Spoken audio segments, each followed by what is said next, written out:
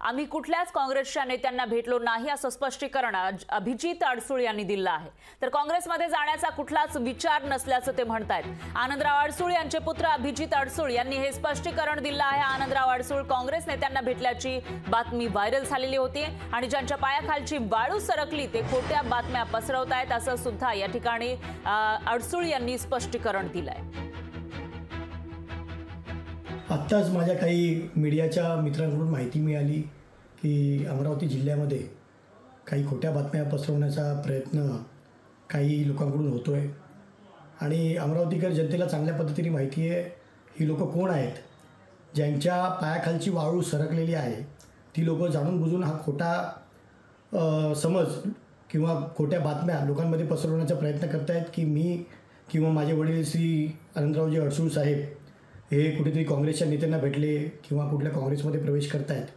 तर मी खास करून या व्हिडिओमार्फत सगळ्यांना सांगू इच्छितो, आम्ही कुठल्याही काँग्रेसच्या नेत्याच्याही संपर्कात नाही किंवा काँग्रेसमध्ये जाण्याचा आमचा कुठलाही इरादा नाही।